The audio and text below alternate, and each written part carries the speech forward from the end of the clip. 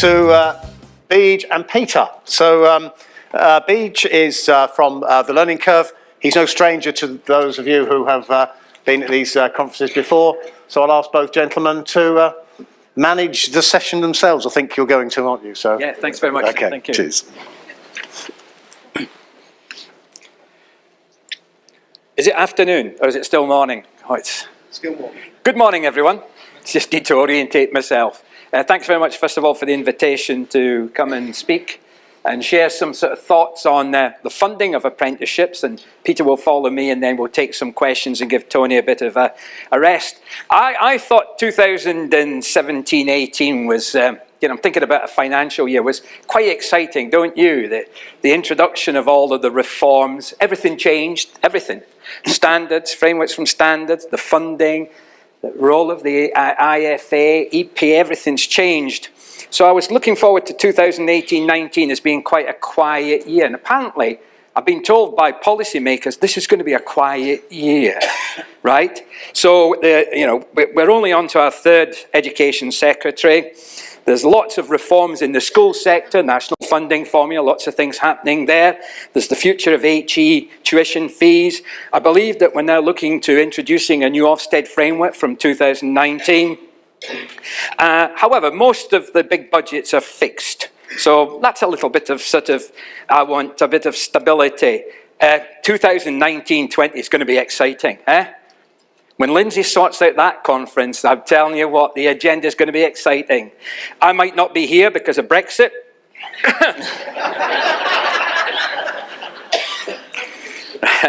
I've got dual nationality, don't worry, I'm okay. But I do think there's some big changes. We've got obviously skills devolution. We've got the insolvency regime that's going to affect certainly FE providers. And of course, we've got the implications of Brexit, both from the point of view of the availability of skilled labour, what that might mean for us, having to train more people from our own populations, but also what it means in terms of some of the other things, such as European Social Fund and some of the grants that have been available for research, etc. So with that in sort of mind, let's just have a look at what was happening with respect to the levy. And was it 3 years ago, before the levy came along, I did this prospective thing with you saying, oh, it's going to be really exciting, it's going to be really good, we're going to get massive buy-in from employers, everything's going to be hunky-dory. When you come to these events in future, you'll be coming in bigger cars than you had before, you'll be more assured, etc., because obviously everything's been well planned, everything's been put together. And 3 principles have been applied in the funding of apprenticeships. Just remind you what the 3 principles are. Any funding reform must, first of all, improve effectiveness. Now, effectiveness means improving skills, improving productivity, making economic growth bigger. So there's a first indicator. Everything you're doing is about skills, productivity, etc. The second one, and I've got to have I'm going to say this, simplification. There you are. Bit of an oxymoron, isn't it? It's like Fox News, right? So whatever new system we've got for levy-paying employers and non-levy-paying employers, it will be simpler so that everyone who uses the funding formula understands it. That's not just providers, employers and other agencies. The third one, which I think obviously is happening, is decisions about investing in training should be at a very local level. And you can't get more local than the individual employer, the individual, if it's a loan-funded learner, or of course, through devolution of the skills budgets. Now, you know that the general gist in terms of funding was to move away from provider control, where the employers, if it was with an adult rather than a young person, were expected to make a contribution of 50%. We then had little complications, which you were all familiar with. It was what we used to call all the wiring at the back of the television set. In front of the employer, it was just pay us 50%, or don't pay us anything if it's a 16 to 18-year-old. But all the gubbings, disadvantage uplift, postal codes, area cost uplift, age of the learner, size of employer, that was all stuff that you were familiar with. And do you remember it? The good old days. We've had some people say it already. Oh, do you remember the good old days with frameworks and standard learner numbers, and still some of you still operating on it? I remember used to say to people, we're not interested in funding. If I ever talked about standard learner number, remember the standard learner number, which was the size of any framework in terms of all the component parts in terms of SACE, used to say, and we're now going to have a look at SLN. People used to think I'd said S&M. They were very interested, right? Make funding fun. So we've moved from provider control through transition, the introduction of the Trailblazers and the Trailblazer pilot funding for me, which expected, for every £2 of state funding, the employer was expected to take £1. Then there were what we call the various incentive payments. And we're now into employer control, not only of the content and delivery of the standards, but obviously also in control of the funding. Whether that be a levy-paying employer, who's obviously putting the money each month into the digital account, the top-up from the government of 10%, and then the various incentive payments, which don't touch the employer, but touch you, the provider, and then a separate system for the non-levy-paying employers, which obviously went through a very robust, simple, effective procurement process. We could have just a surgery for the pain of procurement, couldn't we? With that in mind, then, these were the key bits of the funding policy, and you can read them for yourselves. But the key thing was all frameworks and standards would be put into one of these 15 funding bands, and then we would have a discussion about, was it the right band? All of a sudden you find hairdressing extremely attractive. There's no demand, but we'll just run plenty of it. And early years becomes less attractive. That's no help to us. We've got 800 apprentices on early years. And you can see immediately what this creates a problem. Is this provision that we're currently putting on actually viable? So we've got those new funding bands. We've got co-investment for the smaller employers. Thank God for carry-ins. Yeah, is that right? All those carry-ins we had on the old frameworks or on the Trailblazer standards. The complication, of course, is you're working where it matters most, and that's directly with an employer, directly with an apprentice. Initially, in May, many of us found ourselves with 3 funding systems. And you're trying to make sense of this. Remember the 3? Effectiveness, simplification, local decision-making. Now that obviously we're going to wind down on one of those old systems where we used to measure the value of an apprenticeship in terms of the technical certificate, the underpinning, the NVQ, the competence-based. Remember all those, the functional skills. Do you remember employee rights and responsibilities, personal learning and thinking skills? I still think that the level 3 advanced apprenticeship in arboriculture was exciting. Because not only did it have 3 functional skills, it had 2 wider key skills. Working with others and problem solving. Remember that classic example, 2 apprenticeships working together, 2 apprentices working together, one's at the bottom of the tree, one's at the top of the tree, and the one at the bottom starts cutting the tree. Problem solving, teamwork, all coming into that, as well as good functional communications. We know that there's different uplifts for you to attract as 16 to 18-year-olds. Numbers actually are not good so far, that first bit of data. The incentive payments of £1,000 to you, the provider, £1,000 to the employer, of course, dependent on being retained. And, of course, the extra 20% that's being added on to frameworks. The only problem with planning all of this and putting this into a spreadsheet that says, yeah, this is how many we start, this is how many completers, this is how many people go through endpoint assessment, this is how many people complete a framework, this is how many have left, this is how many have got a leave of absence, all the complications you've got. When you sat there, you're thinking, yeah, and then we add this 20% uplift on a framework, not on the price, but on the maximum value of the band, and that's dependent on the number of months. 80% of it's dependent on program, 20% is dependent on completion. This is simpler. And it's only for 1 year. So you're saying to yourself, wait a minute, I've got some transitional arrangements which might not be there next year, the year after. That's obviously a problem. The small employers have got an incentive because they're the best at taking on young people. Right? So they've got an incentive that if it's co-funded, they don't have to find any of it. And obviously there's also the funding for additional support for English and maths. Disadvantage funding, by the way, which is only, again, for 1 year. We're going to evaluate whether that's had an impact on things like social mobility, and only the 27% poorest or most deprived postal codes will generate any type of uplift. Lots of things. Then we look at the actual levy itself, the operation of the digital account. Working well, working well. The 10% that's being used to top up. And of course, the first question you raise with a levy-paying employer is, how much is left in your account? How much have you spent? What do you intend to spend? and all of those other issues. And I'll look at some of the responses we've had. We've obviously got the issue about 24 months and the expiration of them. Hopefully we're looking forward to 2018 April, when we'll be able to transfer funds from one levy-paying employer with a digital account to another employer, 10%. I think that's going to be important, because certainly we found with levy-paying employers, they would have preferred if some of their funds could be transferred to the supply chain to improve the quality of products and services they were getting. That also, by the way, will include apprenticeship training agencies. And we know that, of course, this also affects UK workers. So we are talking predominantly about an English system, aren't we? What about the system in Scotland? What about the system in Northern Ireland? Delayed. And what about the system in Wales? And of course, we're talking to employers that might have employees in all 4 countries. So remember, it's simpler, more effective, and more localized decision making. And then we get into the key issues that affect all of us, and that is cash flow. Right? How many of you here are providers? Put your hands up. Right. And with the introduction of the levy and having gone through the non-levy paying employers procurement, how many of you here are financial directors of those providers? Okay, so I better be careful what I say now. For the rest of us, that relationship with your financial director is absolutely critical, isn't it? Because, and I'm sitting on Finance and General Purposes subcommittee this afternoon, and I'll be asking the finance director, you know, we've got 3,500 apprentices. How much money are we making from them?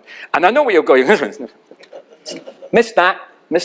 Are we hitting the 28% expected margin? And so we've got big issues. And that's the reality when you look at the funding model. So we know that sometimes standards have provided a much better level of funding than frameworks, and sometimes vice versa. But what is important here is how you've had the confidence through the quality of the provision that you're making to negotiate a good price with that employer, whether it be a levy-paying employer paying through the digital account, or of course the non-levy paying through the co-investment model. But I think what is critical for me, actually, and this is an experience. I'm not only a director of 2 independent training companies, but also a governor of a medium-sized college, is that we haven't found a problem with the bans at all, especially with small employers. Can you guess why? Right? You know, with less than 50 employees, but the prices have often been set at the top end. What we have had is a problem about what's expected for that price. So it's not about negotiating downwards or having what I call, you know, a negotiation about which part of the band we're going to put. We always go in at the top end, and then the employer says to us, what do we get in return? And what we found, what was critical, was all of the added value propositions. We run a recruitment company, so we actually source talent for employers. We also offer the whole package, a bit like Peter. When the employer comes to us, they say, we want everything. So no matter who our staff are, can you offer the whole range of apprenticeships and that type of arrangement? So there's a sense of also managing the actual levy for the levy-paying employer, which I know, Peter, you'll talk a bit about. But all of those have helped us. But ultimately, it all comes to this. And that is, how much are we earning each month through program payments, through completion payments, through the incentive payments. So you've got your apprenticeship installments, your 80% for each individual learner, you know, and they're all starting at different times. Some of them have got very different endpoints. You've got the apprenticeship completion of 20%, absolutely critical. Do not underestimate how important it is to get those completions. But as Peter said, it's not only a funding issue, it's also about your quality and making sure that when you reflect that back, it's timely. Then you've got the framework uplifts if you're offering a framework to a young person, 16 to 18. Remember, that's 80% on program, 20% on completion. We've got the additional payments if they're young people, or we've got the uplifts for disadvantage. Those there come after 90 days and 365 days. We then got the payments for English and Maths, and that depends on how you want to deliver the English and Maths. Remember, the English and Maths must be delivered out with the 20% off the job. Do you remember that? Out with. And there you've got it, and that depends on how you plan it, and that is all 100% on program, no completion element. And then we might have an individual apprentice that we've identified, they've got individual needs. We can claim that again, at £150 per month. If it's costing us more than £150, we have to use the earnings adjustment statement to claim any excess learning support. This is a lot simpler than the one we had before, don't you think? Not if you're operating the three at the same time. And then you've got all of the issues that come from that, all the things that flow from that. So, how have our levy-paying employers and partners responded? We've had a great response, I think, last year, or was it July, when Peter and I were here. We've still got employers who have actively engaged us, they've seen the possibilities, they think it's brilliant that they're paying the levy, they think it's such a good use of their money. They can't wait to spend everything that's in the digital account. They're actually now looking at us and saying, well, we use that as part of a culture change, that's about a business improvement plan, etc., etc. Wonderful. Do you recognise these employers? 100% committed to the levy. Yeah? Yeah? Some of you going, no. I'd like to meet the one that you're talking about. I think the majority have had, as has been said earlier, were confused. I had one levy-paying employer that asked me to explain the way that funding worked, so that he could understand the provider's point of view. And he sort of glazed over about the second acronym in, right? But he said, that is such a, it's sophisticated. And he used a great word to describe it, elegant. So next time anyone asks you at a party, if you're at a party, and someone is really boring you and you must get away from them, say, have you got a minute? Let me tell you about our funding of apprenticeships. And they'll leave you after about 3 seconds and go off to someone else. So I think a lot of employers have been in that second group. They're waiting to see what happens, and there is evidence to show that quite a lot of employers have not really engaged. These are the levy-paying employers that have got HR departments and training departments, and they've been very clear about if they have been engaging, right? And there are a few who are not actually sure. Even the ones that have engaged are saying, all right, we won't spend it all. We'll wait until the business cycle is a bit more favourable. Can we spend it on existing staff? And there's certainly a lot of rebadging, or as we already know from the report from CIPD, about rebadging of existing programmes. What we're hearing most often, and this includes people in the financial sector, is, do we have to spend a levy on apprenticeships only? I don't know if you've heard that. Because they simply quote what happens in Scotland, where a certain proportion of the levy can be spent on non-apprenticeship activity. What I've certainly noticed with one or two of our customers is they've displaced what they used to spend with us on full cost and now want to do it through the levy. And that's obviously changed very much the nature of what we're doing. And then, of course, you have got the employers. When did this happen? I must have been away, I must have gone to the toilet or something. So we've got different types of responses. I think from our point of view as a provider, the biggest concern is when you sit down there and you say, right, we've got a total income of 12 million, 13 million, or whatever from our apprenticeship offer, and we have to set that in the context of about 12 to 13 million from our AEB, and about 10 million from our study programs, plus about 2 million from our HE contracts. We're sitting there and thinking, is this a good use of our business, of our resources, etc.? Because the first thing we ask is, who the hell allocated a band to that? And will IFA please reconsider some of these?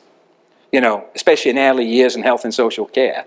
What are the expectations of employers? Because although funding is what you want to maximise and optimise, you can't do that if you've got problems with reputation, if you've got problems with quality.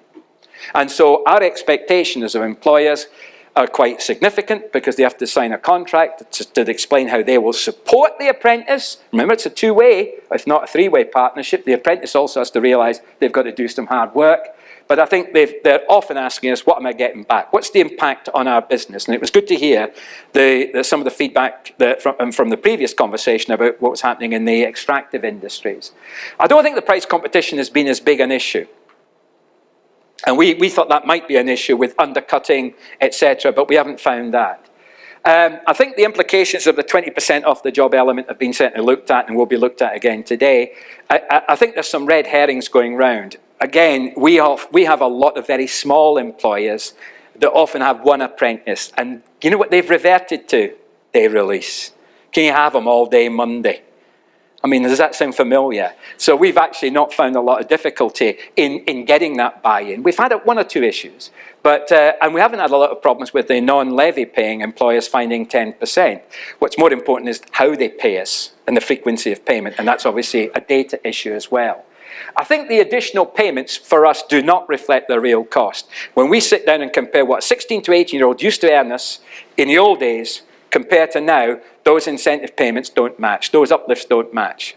Things like, for example, in some of the construction areas. So that means we've had to rethink our delivery model. We've had to rethink our cost model. And at the same time, we're asking our assessor tutors to do a lot more teaching. Does that sound familiar? A lot more formative assessment and a lot more engagement with the gateway process on standards, but also understanding what the new standards mean in terms of teaching, learning and assessment. And I think that's then create another pressure which is on our cost base. So it's not just about case loading, it's about the requirements that we're making of our assessor tutors. So we're constantly looking, like you, at how the funding affects the current offer and the offer that we've had since May of 2017, and making some of those decisions about, yeah, we'll stay in business admin. In fact, we might expand our scope into business admin, digital, IT, computing, the areas that you're in, Peter, but we're not competing. It's all about working collaboratively. During the Second World War, by the way, in Poland, we used to shoot collaborators. So it's just something I just want to talk about. Partnership's a better word, don't you think? But whereas if you look at health and social care, if we moved at the post-levy framework, we certainly weren't going to make enough to stay in business there. The standard's slightly better. And that's the marginal decisions that we are making as providers and that you're making as providers. It's all around the margins, you know, and it's no point having 3,500 apprentices bringing in 12 million if it's costing you 13 million to actually do. So I think we've got to look at the investment cost as well as the running cost. And that's made us think maybe too many frameworks, maybe we should focus on fewer frameworks and get some of the economies of scale. There are some changes coming after 2018, the digital system being extended to non-levy paying employers, but there's a lot of hard work to be done there. And I wouldn't be surprised if that slips a wee bit. And obviously the transfer of funds that I think was good. We would have thought that maybe 20% would have been better. For actually some supply chains, this would have been a big boost to their training budgets. So what issues are arising? We've already talked about there was 61% before the new data, which now shows it's 42% less. The procurement process was botched, wasn't it? I mean, how many of you in this room hated that procurement process? First time? Second time? Right? How many now love it because you got a great result? Yeah. It wasn't so much the score, it was the fact that we missed that minimum of £200,000 for one of our partners was absolutely critical as the minimum level. But there are others in the room, I know, that will have not got anything because by the time everything was scaled back, it was less than 200,000. And that includes some high quality providers. Something wrong with that process. There's been a certainly mixed response and take up by levy paying employers that I've already talked about. We have got the concerns, and certainly that was shared earlier, about endpoint assessment. But there is some good news. The number of higher apprenticeships and number of degree apprenticeships has certainly increased. Mind you, don't forget, increased for quite a small base. So when someone says, we've had a 300% increase in higher apprenticeships, yeah, it's from 3 to 9. I got that wrong as well. I used to be a maths teacher, right? How can we promote the benefits of the 20% off the job training? And I think there are loads of very good bits of work there that certainly will get more buy-in from some of those levy paying as well as non-levy paying employers. But I think there is a more fundamental question, which you're all sort of going round the edges. And if that was quite interesting when you asked the people about, you know, endpoint assessment, I would have asked a very obvious question. Do we need it? Can we get rid of endpoint assessment? And that's maybe why my OBE is so far away, right? Because I've got serious questions about endpoint assessment. But I've also got a more serious question. Have all of our reforms actually addressed the basic issue? And that is, what is an apprenticeship from the point of view of the people that matter most, the apprentice and the employer that employs them? What does it bring in terms of a return on investment? And therefore, we've got to look at, does that model do it? does that new model do it? You know, these are very fundamental questions. We need some evidence-based approach, longitudinal study that shows the impact of the reforms. We've done what we always do. Think about the T levels, because that's coming your way as well. And that is, we introduce something, and then we work out whether it was a good thing to do. Shouldn't we have worked out what would have been a good thing to do before? And that's the point you made earlier. And sat there and say, let's work it out, and let's not certainly... And to some extent, the trailblazers were about that. They were trailblazers. However, a more significant issue is for you as providers, and that is, from your point of view, from the revenue and cost side of your funding equation from apprenticeships, is it worthwhile? Is it a good use of your resources? Could it have been better to invest in other things? And that's more fundamental. We will have providers leave the apprenticeship market if they're not already leaving it for those very good reasons. So if you want any more, contact me or at Learning Curve, then please do so. Thanks very much.